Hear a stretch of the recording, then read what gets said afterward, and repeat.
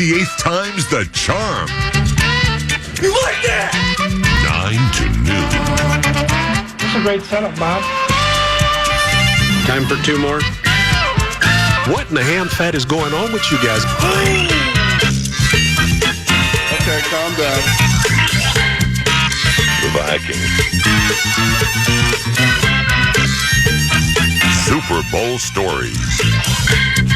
9 to noon. Oh, please. All righty, here we go. We have a Mad Producer Monday montage for the Super Bowl.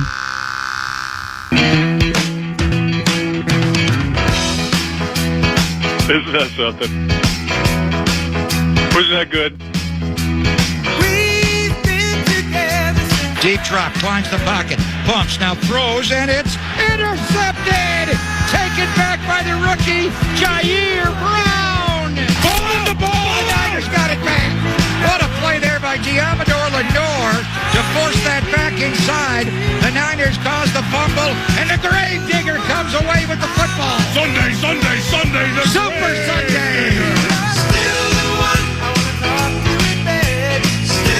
Oh, my.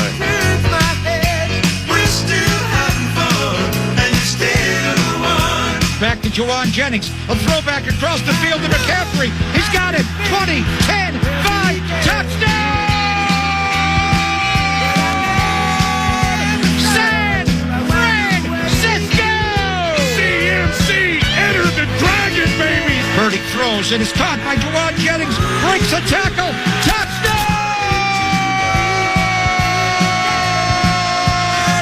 San Francisco! Fire away. I knew we was going to beat them clowns. Here's the extra point for a 4-point lead. Tabor Pepper to Mitch Wisnowski. It's down. Jake Moody. It is blocked. They blocked the extra point, and the Chiefs can tie the game with a field goal. The ball comes out late. Kansas City pounces on the football, and it's recovered by George Karlaftis. Chiefs have never led in this game. They fumbled at the 8, or they could have led.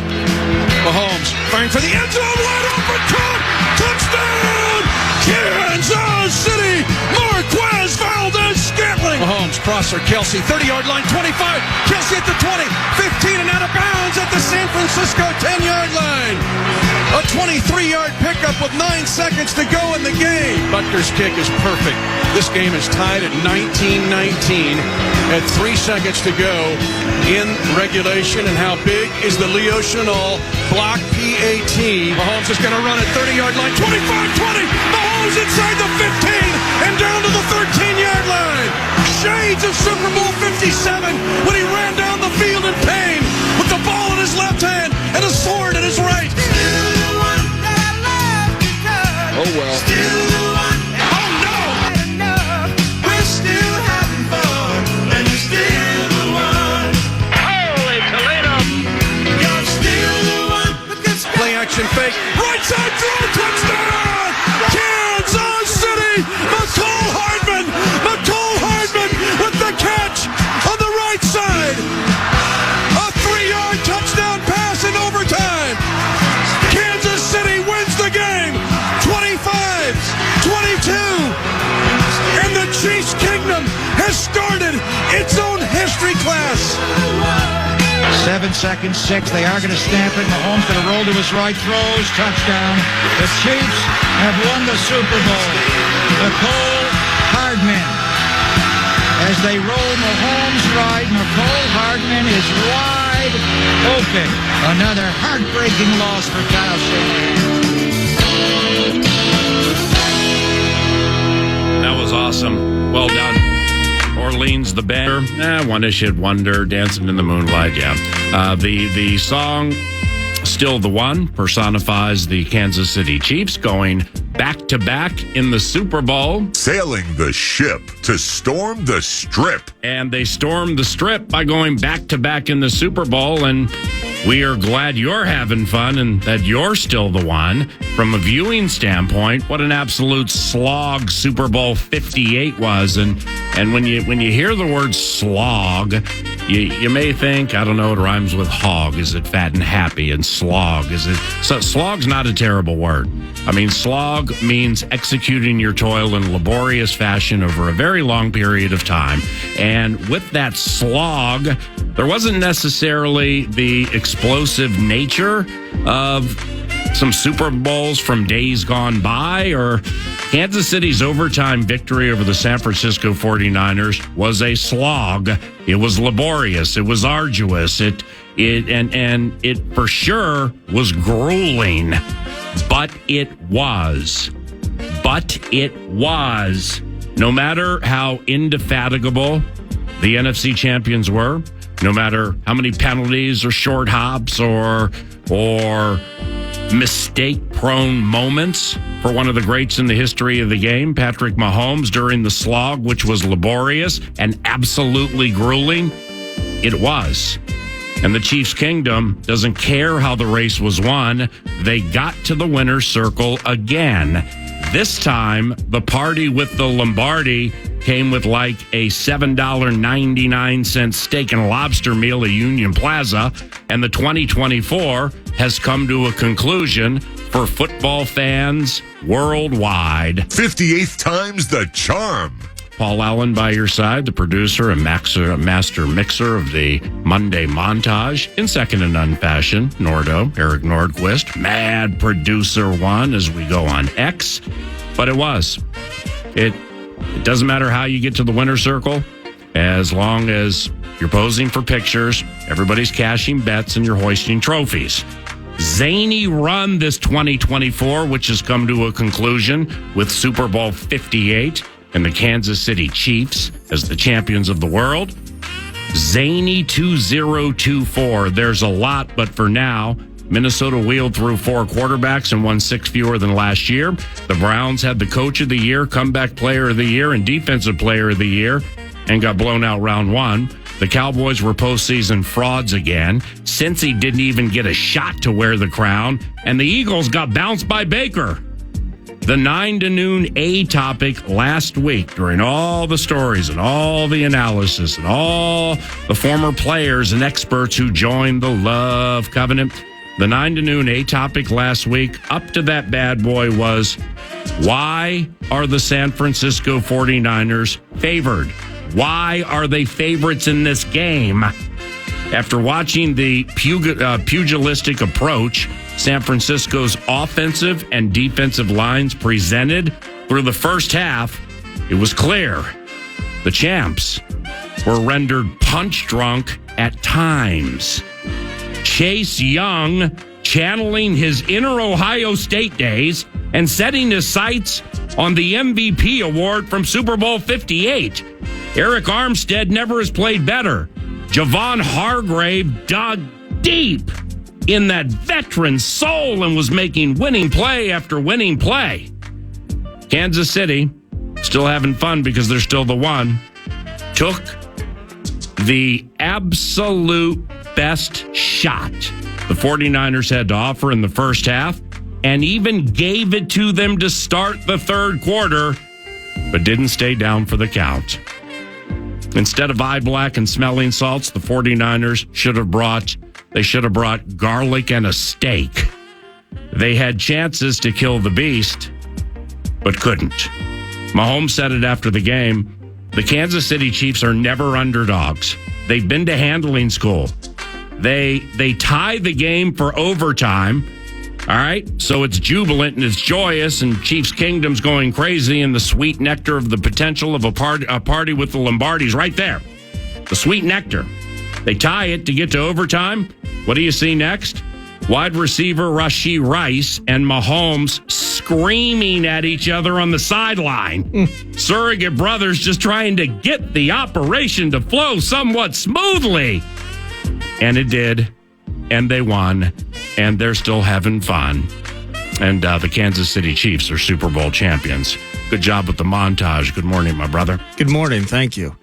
Slog's the perfect word for that game last night. And you mentioned, I'm glad you went with the defensive approach.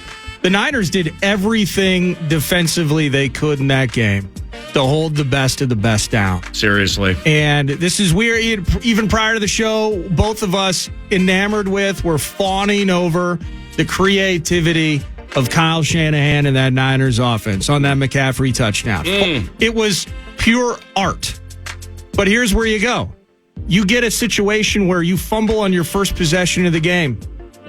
And you're forcing, I think the Chiefs had a total of 7 plays of offense in the first quarter. Oh, wow. Best you can do is muster a field goal out of that mix, and you're carrying that narrow lead. We know how the first half went. Yeah. But defensively, for the Javon Hargraves and the Chase Youngs and all of that, and it gets to overtime, you even go down, and man, Purdy had a touchdown opportunity. He just missed it. They had to settle for the field goal. That's got to be heartbreaking. But when you get the pick from Mahomes and you start the second half with 3 consecutive 3-and-outs, wow. And then you follow that up with the Darrell Luter punt hitting the leg, Ray McLeod can't get it, and they're in for the touchdown a play later. And I felt bad for my man, too, because he wasn't out of place. He was just doing his job, and he was a human clipping penalty while just doing his job. It wasn't like, hey, get out of there. He was in the right spot. He was just out there trying hard, trying to win for his team. All of that. We learned it when they came here, PA. You can't just be good. Yeah. You can't just have a lead. You have to play perfectly. Yeah. You have to play perfectly. As imperfect as the Chiefs can be, you cannot be. And whether it was Josh Oliver at U.S. Bank Stadium to open up the Chiefs game, or it was the Darrell Luter bit, it was the CMC fumble early on, those mistakes come back and they absolutely dagger you every time. And as we heard in the Sweet Nectar, Mitch Holtis, Chiefs are starting their own history class, PA. 3 Super Bowls in the last 5 years. What's next for the NFC champs? Call Cousins, or are they cool with Purdy? Sooner or later, I'd imagine the financial side of CMC, Debo, Kittle, Bosa, Ayuk, Williams, Young, Warner. I mean, it's got to be a little hefty here sooner or later, doesn't it? I mean, metaphorical windows open, metaphorical windows slammed shut on symbolic fingers. I found myself wondering what Tyreek Hill thinks of all this. They won 2 Super Bowls without Cheetah Guy, and instead used guys like McCole Hardman, Sky Moore, and Kadarius Toney to win Super Bowls. How far are the Minnesota Vikings from even getting to this game? How far are your Minnesota Vikings from even getting to the game? Oh, my gosh. How badly do you want Minnesota to ship all in with whatever they have in front of them for one of those slingers who will go top 3? How badly do you want next year's Super Bowl slogans for the Minnesota Vikings to come true, like eliminating strife at MetLife? I always love that one. From being dead to MetLife support. I always love that one. Taking a Super Bowl chunk out of the Big Apple. I always love that one. Vikes Bites are next. Good morning. Then Minnesota Vikings guard Dalton Risner joins from Colorado to chat football and the Super Bowl. Minnesota Timberwolves head coach Chris Finch is calling us from Southern California at about 11. We hooked the clip joint this evening, and that should be a fat one. Wild at Vegas Golden Knights, too, so that's going to be sweet.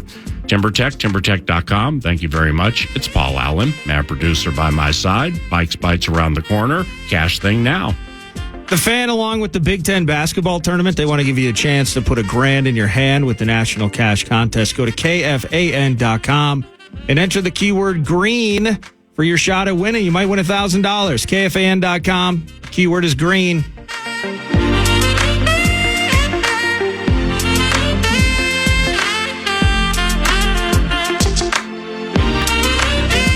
KFAN, The Fan.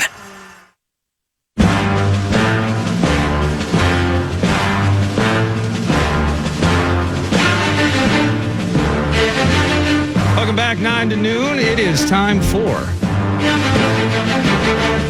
Vikes Bites. And that's always presented by Thousand Hills Lifetime Grazed Grass-Fed Beef. Shop online, learn more online. Regenerative agriculture. Just go to thousandhillslifetimegrazed.com. Super Bowl yesterday, bringing many thoughts to my head about my favorite team. You said last segment, how far away are the purple?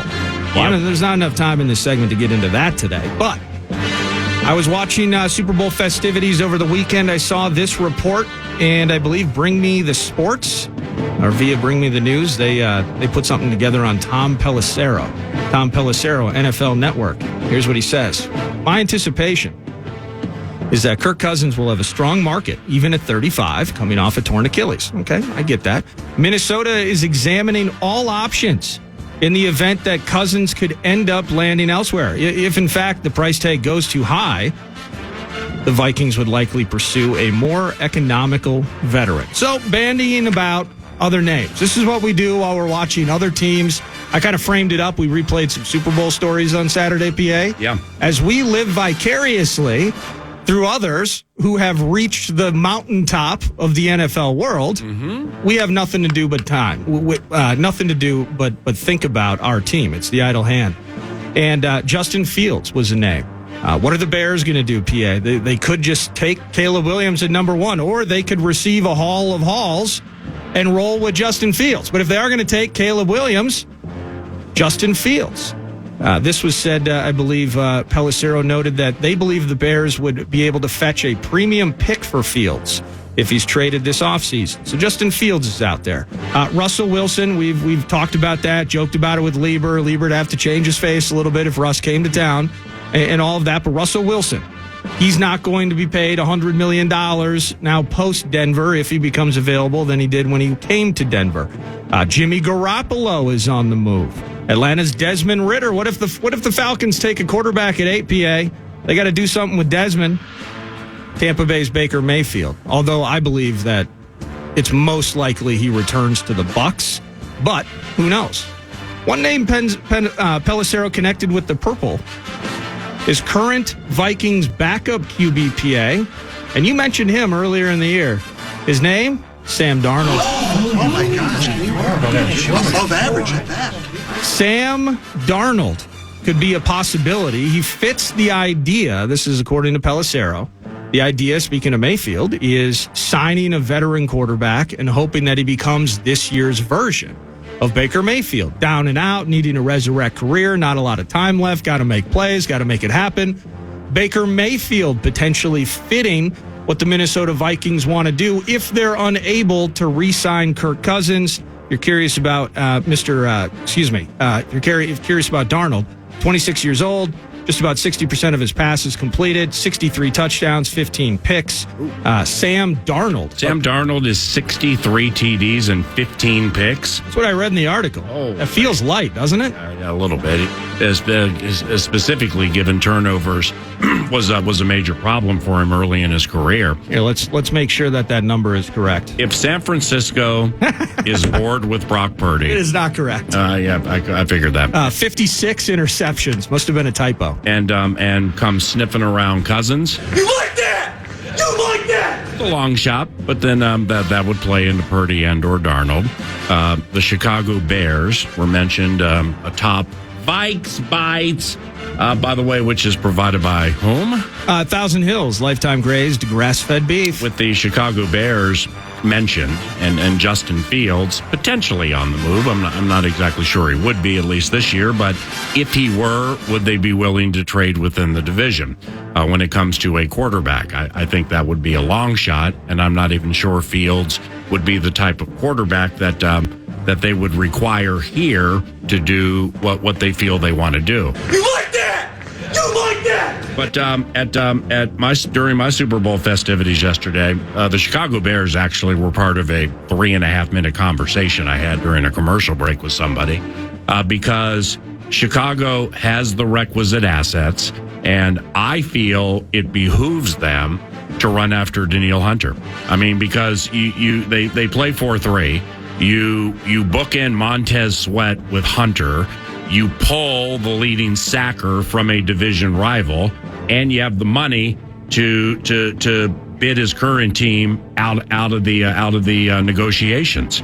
So, from a quarterback standpoint, that's just a vicious circle that continues to circumnavigate lives and hearts and minds and organizations.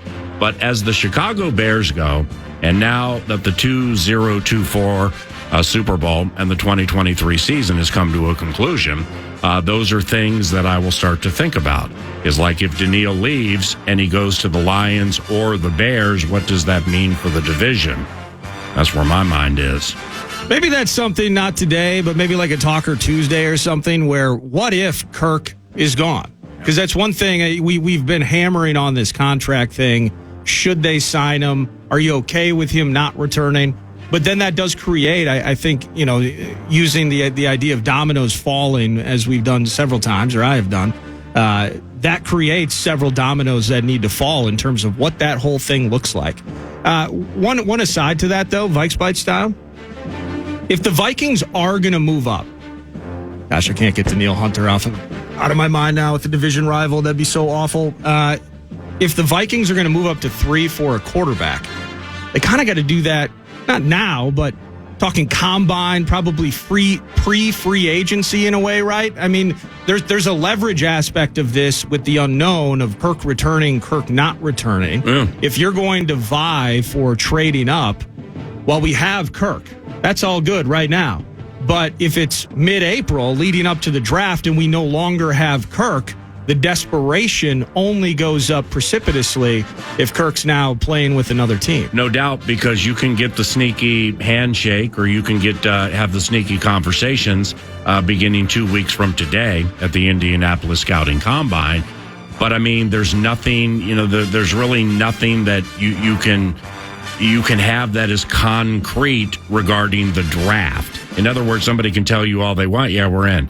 Yeah, we're in. Yeah, we're in. Until they're not in. Right. Until they want to change the game. And they have a right to change the game because they have the asset others would covet.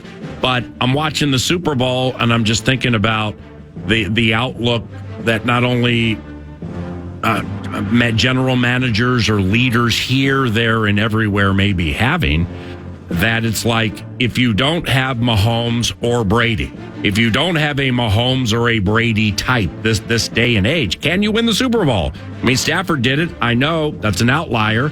So if that is your mindset, that you have to have something close to that to at least get there, then how desperate will people become if they feel one of those three are of the Mahomes or Brady-esque ability, or they offer the skill set? And then how much would they pay? Because everybody has a price. I mean, getting 2 and or 3 to move, I think, is a long shot. Everybody has a price. And for some, desperate times lead to desperate measures. So perhaps that was machinating through the minds of some last evening.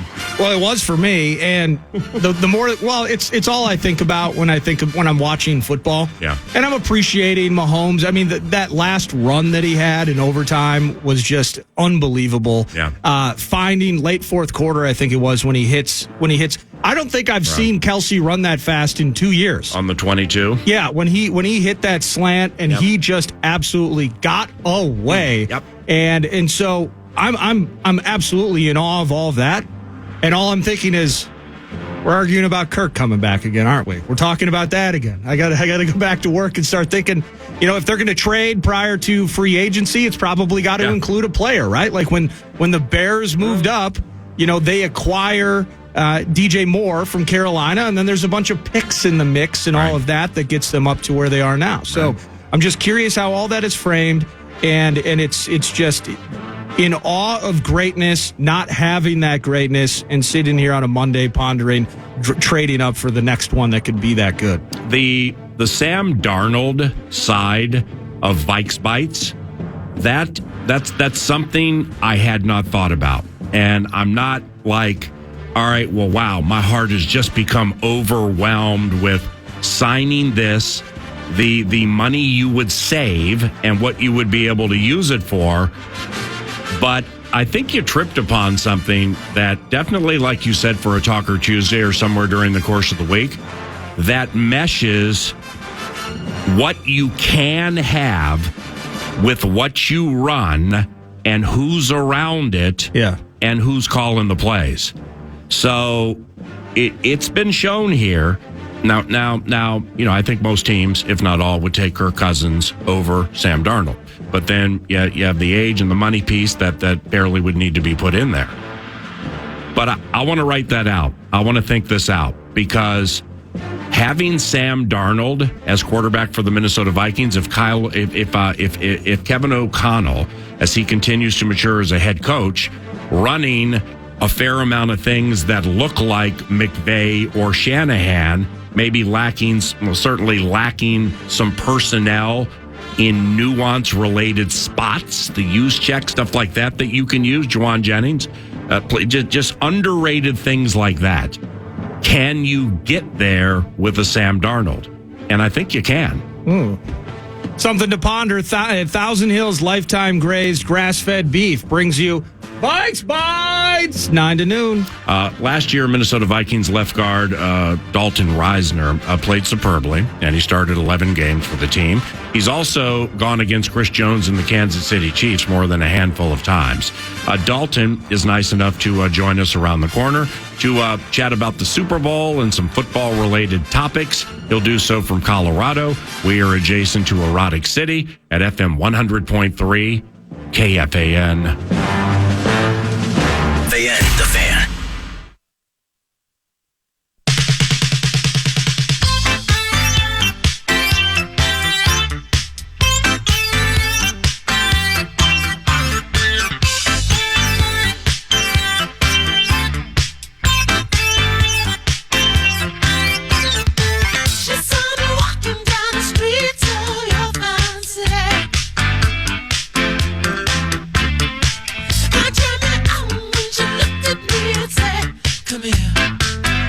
Hardcore football. 9 to noon, back in the air at FM 100.3 KFAN. Welcome back. Mr. Dalton Risner, left guard for the Minnesota Vikings last season, made 11 starts for our team, including the Monday night win over those Niners, and started 6 against the Chiefs when he played for the Denver Broncos, which means Dalton Risner is quite familiar with the great Chris Jones and several Chiefs who just went back-to-back. Dalton, it's Paul Allen. How have you been? I've been good, man. Thank you so much for having me on. I sure appreciate it, buddy. It's good to hear your voice again. It's always good to hear your voice, bud. Likewise. Beautiful out there Colorado way? Beautiful in Colorado. We've been getting a lot of snow. Got a great workout in this morning, and just enjoying Colorado, man. It's great weather out here. Watched the Super Bowl yesterday. It was hard seeing those guys down there from Arrowhead win that sucker, but got to give credit where it's due. Patrick Mahomes and Travis Kelce and Chris Jones and company, they played a good football game yesterday. So overall, what did you think of the Super Bowl, marathon-esque as it was? It was one of those games where you felt like you were sitting down watching it forever. It hits overtime, of course. Who doesn't love an overtime Super Bowl game?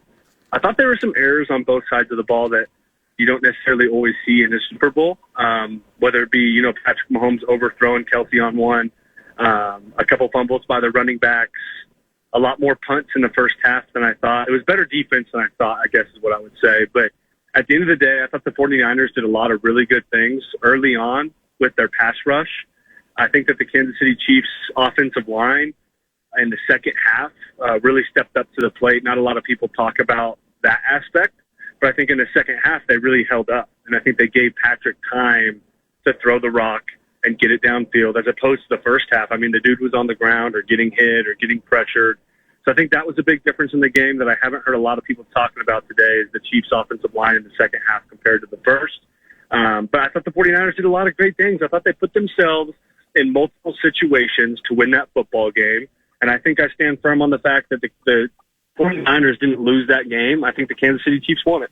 And to your point about the in the trenches part of the equation, I'm really, really glad you said that. Not surprised, given you play offensive line and you've played the Chiefs and you've played Chris Jones and you've played the Chiefs, where it looks like, wow, they're just kind of yawning their way through this thing today. Pedal to the metal, and there they go. They just scored 21 points in 3.5 minutes. So, I mean, the Chiefs inside and out, man, but it's all week on this radio show. It's like the A topic was, why are the 49ers favored in this game? I just could not figure out how, like against the Eagles in the Super Bowl last year, the Bills in the wild card round, the Ravens in the divisional round, and in the AFC title game, and so on. The Chiefs were underdogs, and so I'm watching it early, and I'm seeing San Francisco just work everything that is Kansas City's offensive and defensive lines, and it just kept going. And I'm like, okay, well, nobody ever repeats in the Super Bowl. It's 2 decades or close to 2 decades. And San Francisco is dominating the trenches. What turned with that so that Kansas City was able to, A, better move the ball, and B, better get Purdy off his spot? Oh, man. Well, I would say from the offensive side of the ball for the Kansas City Chiefs in the first half, I think that their coaching staff and their offensive line came out and said, we can handle them one-on-one. Let's get the tight ends out. Let's get the running backs out on our pass plays, right? In the run game, I thought it was pretty neutral all game. I think the 49ers owned that side of the ball in terms of rushing attack. But regardless, the more yards you see from Kansas City are from a couple of those runs with Patrick Mahomes. But the Kansas City Chiefs offensive line, primarily on the edge with left tackle and right tackle, figured out pretty quick, we're going to need some help. And the first half, that wasn't their game plan, in my opinion, because you look at the second half, and Bosa and Young are getting chipped every single play in the second half. Every single play. They either got chipped by a tight end or a running back in the passing game, and that made all the difference. If you just slow those cats down and you make them have to go through 2 guys, Patrick Mahomes will have the ball out by then. So that was the adjustment that I saw that I think helped a lot. I think that the Kansas City Chiefs should have done that from the first half, and I think it would have been a different football game as opposed to just saying, hey, we can handle them one-on-one. When you look at the ball with Brock Purdy, Chris Jones, I don't think he came away with the sack, and not a lot of people are talking about Chris Jones from the Super Bowl, at least from where I'm plugged in at out here in Colorado. And I'm very familiar with Chris Jones, the type of player he is. I got a lot of respect for Chris and what he does, but one thing that people didn't notice is there were a couple shots in that game where you noticed that Debo or Ayuk or maybe Kittle, they had, or Jennings, they had a jump on guys. They had 2-3 yards on guys, and Purdy would overthrow him a little bit. And those 3 or 4 of those plays were because Chris Jones was tackling him down to the ground. They were play action passes. That's where Chris does his best work. He reads those things in a second or two. So both sides, you kind of see that. But with Chris Jones, man, he wasn't making the big sacks, the big splash plays to where everyone was noticing him and saying, this guy's wrecking the game. But I think he wrecked the game last night on 4 or 5 different occasions, whether it was run or pass. And with Chris, I mean, the Chiefs ran there were a lot of plays in that game. All right. So, therefore it's like Jones nearing the end of the game. I mean, Spagnuolo and Reed must have done a wonderful job dealing with his snaps and minimizing his snaps to the best of their ability, because you couldn't find him for like a full series. And then he would come in and he was playing with his hair on fire very late in the game. I mean, oh, man, it's something to do with those Kansas City Chiefs. The way Patrick Mahomes and Travis Kelce mesh, the way that their offensive line works together. You look at Chris Jones and Spagnuolo and the rotation that he has with Chris. And really, to be honest with you, it's really just Chris. They keep Karlaftis in there most of the whole game. Pennell, he's been a guy that's been in the league a while. He had a pretty good game last night. Bolton, Tranquil at the linebacker positions, Chenal. I mean, those guys, they do a great job, but they're in there most of the time. With Chris, early in the game, 49ers would be in the red zone, and you see Chris Jones on a knee on the sideline, and you're like, what the heck, man? Like, this is the Super Bowl. Get in there. And it frustrates, I think, Chiefs fans, but I look at it as, guys, the Chiefs aren't worried. They're down 10-0, but they're not freaking out. They're gonna have Chris ready to go and stay out there on the field when it's crunch time. And last night, in the fourth quarter and overtime, is when Chris, he was staying out there for the drives, and he was staying out there on the field, and he was affecting these plays, and he was the one preventing them from getting those touchdowns and holding them to field goals, and that's when it counts, man. So it's pretty miraculous to watch these guys. And the biggest thing that I noticed about the Kansas City Chiefs is the confidence that they have and the ability to stay calm. You're down 10-0 in the Super Bowl. You were not favored in the first place. You feel like the world's against you. No one wants you to win twice in a row. You feel like that you can't do it. I mean, those are thoughts that you would think are going through their heads, but they're not. They're out there on the field. Wow. We're good. We're good. Let's get a field goal here. Let's go to halftime. Come out and score. I mean, just the way they're calm and composed is pretty awesome. Noted 9 to noon football analyst Dalton Risner, absolutely sharing wonderful takes from the Super Bowl involving the Chiefs and the Niners. The Chiefs go back to back, and I mentioned the amount of plays by these teams. Dalton, how fatigued do you think those players were? I mean, seriously, the Chiefs ran 95 plays, including all of the kicks. How tired were those guys? Those guys were tired, and let's not forget they played a full season. They played the divisional. They didn't get a first round bye this year. They played a wild card and divisional and a championship. So that was their fourth extra game after the season. They flew to Vegas. They had the Super Bowl week. Everyone knows about Super Bowl week, man. It's busy, and it's hard to keep your head focused. It's hard to make sure you're eating right and doing all the right things, and you're finishing up the year, and then you go out there and you have 95 plays, and you go to overtime, and you got to give credit to those guys for pushing through. It shows the work that they put in all year. Both sides, man. Both sides had the plays. The 49ers defense, the Chiefs offense, I mean, they were going at it, man. And I know for me, when you get up at those 70, 80 play games, those are the games I can't really sleep after because I have so much adrenaline. I'm so beat up. I'm drained. I'm cramping up because I didn't drink enough water, whatever it may be. So I know those guys are probably up celebrating all night, probably not drinking Pedialyte and water, but today's probably a rough day for a lot of them boys, but it feels better knowing they're champions, I'm sure. Dalton, how about rookie kicker Jake Moody? I mean, he sets a Super Bowl record for the longest field goal at 54 yards. Then Harrison Butker beats it later from 57. Steve Christie's like, mother. And then the kid hits a line drive on an extra point that's blocked, and it was massive. And he's probably beating himself up right now, right? You hope not, because you look at what he did last night, and the crunch moments. I mean, I don't care if the field goal is 30 yards. Crunch time moments, gotta have it. Field goals, put this game on the line. This guy's got to do it, and he made every single shot that he had. He had an extra point that got blocked. Yes, it was a low kick. From what I've learned from talking to special team guys, is it could have been the snap, it could have been the holder. We won't know. Of course, a guy like Moody's going to say that it's probably on him. Whatever, man. It could have been on someone else. But look at the rest of the game. Look at the fumble by CMC. Look at some of the drops by the wide receivers. Look at some of the bad throws or maybe some of the bad calls by the coaches. In this game of football, as you well know, P, there are so many plays that are left to be had out there. And you know what makes me feel really good watching the Super Bowl? There were so many plays on both sides out there that were left out there, right? Patrick Mahomes under-tosses Pacheco to start the third quarter, and it's a loss of 12. Patrick Mahomes gets a little pressure, and he errant throws over Travis Kelce's head. Interception. That's one of the best players in football. In my mind, that's the most valuable player in the NFL, and he has been for 3 or 4 years now. I mean, every single guy in this league and every single team in this league, they're going to have plays that they want to get back. So I guess what I'll say is knowing a guy like Moody, a great kicker that breaks a Super Bowl record, he's probably going to beat himself up about an extra point because he wants to be perfect. He wants to be great. That's what makes him great. That's why he broke the Super Bowl record. And I respect that a lot. But if us as fans, whether it's 49ers fans, Chiefs fans, or just fans across the world, or Vikings fans like you and me, P, we look at that situation. We're like, man, mistakes are going to be out there. Who knows who it's on? We're not going to point fingers. And from there, hey, let's get better, bro. So I hope he's not doing that today. How Kyle Shanahan, Dalton Risner, 9 to noon. How about the Shanny gotcha play on the double pass and Jennings to McCaffrey touchdown? I mean, guess what?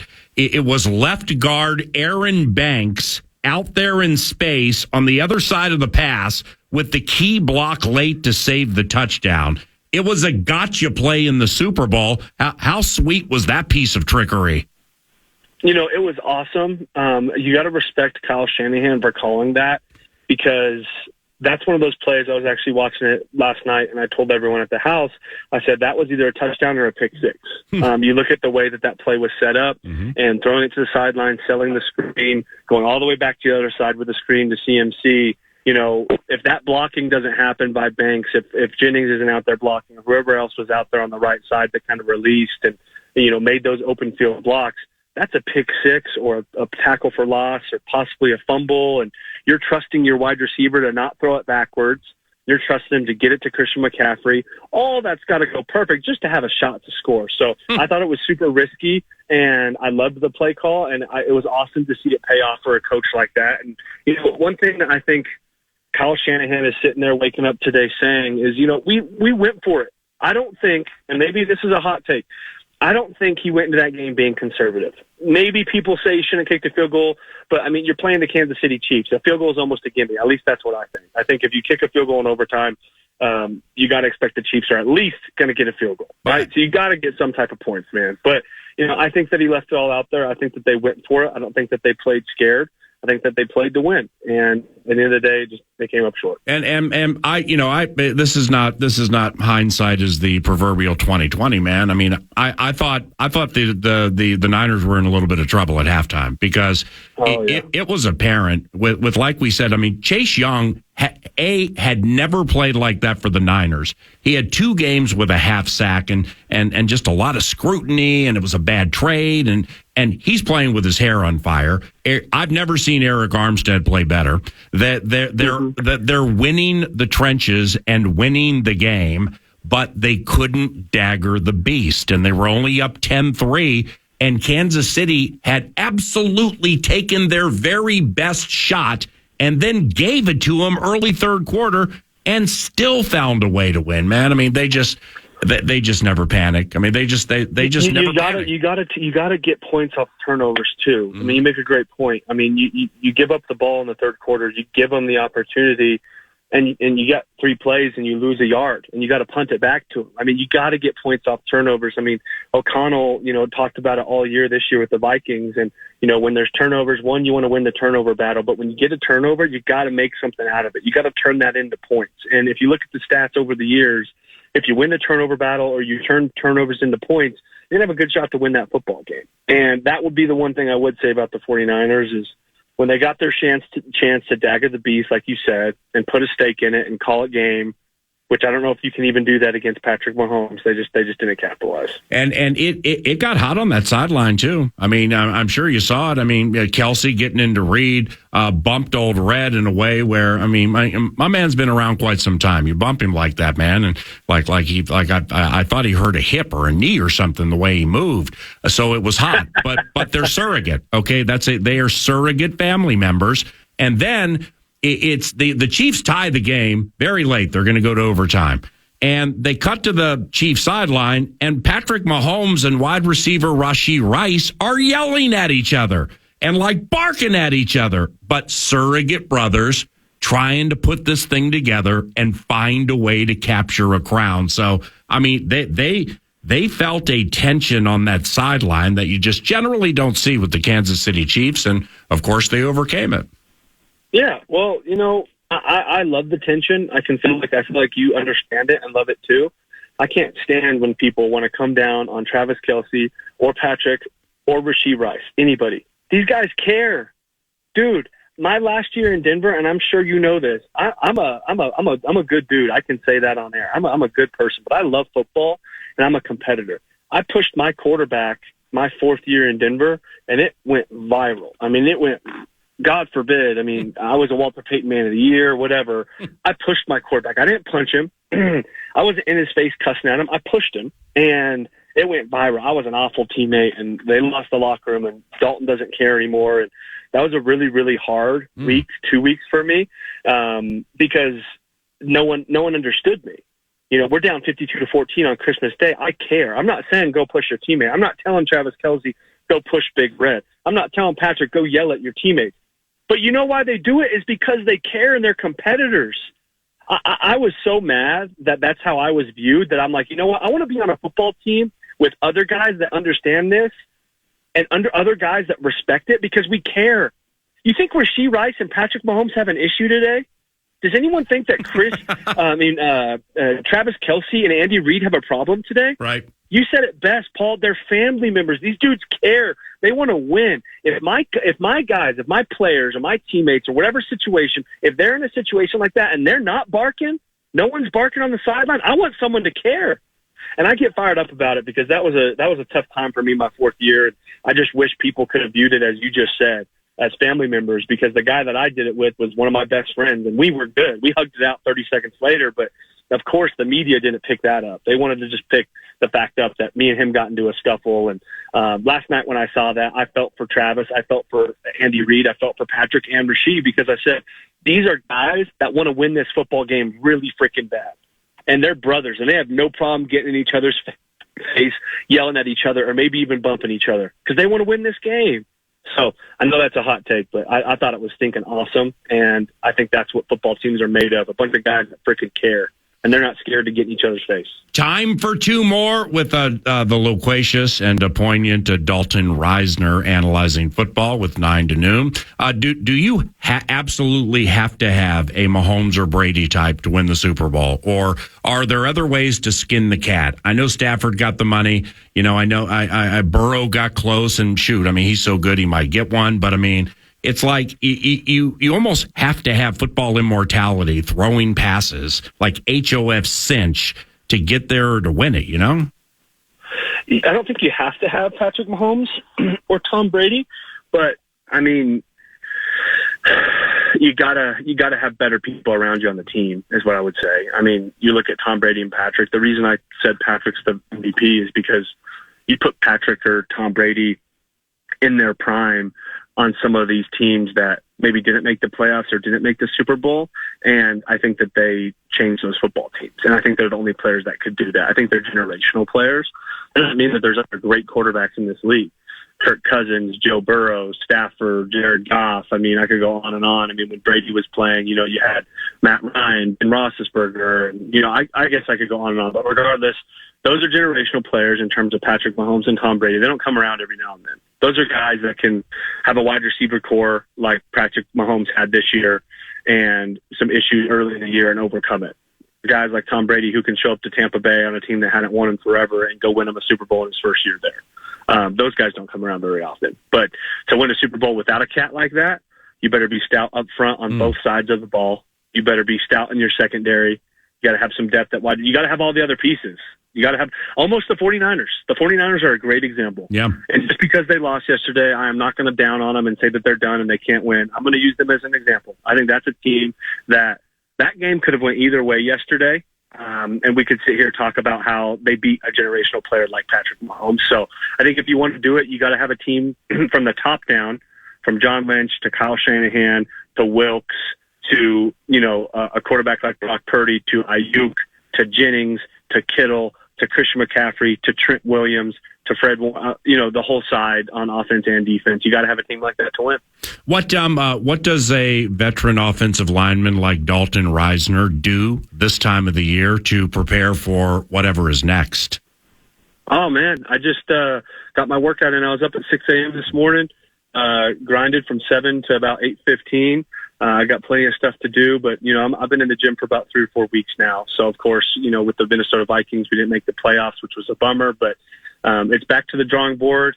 I signed a 1-year deal with Minnesota, so I'm back to being a free agent. I'm in the position now to where I'm staying in shape, watching my body fat, watching my weight, enjoying myself physically, mentally, taking a load off, realizing that in April OTAs start back up and it's another season just like that. So the biggest thing that I'm doing right now is staying in the moment, being where my feet are, being thankful for where I'm at in life and letting God guide my steps. There's a Bible verse, Proverbs 16:9, and it says the heart of men and women can plan their way, but the Lord establishes their steps. So, me and you can plan our day and we can plan our year, we can plan our week as much as we want. But as me and you both know, the Lord has those steps established already. I figured that out last year. I thought I'd be the top free agent, or at least one of the top free agents, and that's what everyone was telling me as well. And I didn't until September, and it wasn't the way I wanted it to happen, and it wasn't the contract that I wanted. But I'm so grateful it happened, because God's plan and God's will be done is what I want for my life, and He knows the big picture. So, you know what? I sure hope that I sign back to Minnesota. If I don't sign back to Minnesota, I hope I, am able to sign a contract in March and find a new home and be great, But, if God's plan's different, then God's plan is different, and I'm ready for that, man. So that's kind of what I'm up to and what's going on in my head lately. Amen, man. And last one, the combine's in a couple of weeks, and agents and teams go to chatting on the side and stuff like that. Do you think you'll have a good feel in a couple of weeks, maybe 3 weeks. If you are returning here, will you learn it right around that time, or maybe you have to wait? Oh, last year, when I left the Denver, all year with the Denver Broncos, I was told I was going to stay with the Broncos. I won't say any names, but all year, Dalton Risner, you're our guy. Why would we let you go? We want to pay you. Oh, let's try to get a deal done during bye week. Let's get a deal done after the season. We love you. You're everything a Bronco is, right? And what happened to me in free agency was really, really tough. This year, I worked my ass off. I kicked ass down in Minnesota, and a lot of people in that facility told me that they really appreciated me and they'd love to have me back. But if I'm being honest with you, last year at the Combine, I had raving reviews and a lot of really positive things, and I didn't sign until September. So maybe I'm giving too much information right now, but what I believe is I don't really trust what I hear. Yeah. I guess I trust if someone in the paper and sign me, you can tell me how much you love me and how great I have done or what I did, or I don't care what it is. I'm not trying to be rude here, but if I've learned anything in the NFL, it's that, I'm not going to really listen to chit chat anymore. I think that I'm going to listen to business. So I would tell you no, because from last year, my experience, that did not replicate from what I heard from the Combine to what happened the first day of free agency and for the 6 months of waiting till September. So, I have a little PTSD, brother. I'll just go back to what I said, though. God's plan. I'm going to just wait till March, whatever day it opens, 14th, 15th.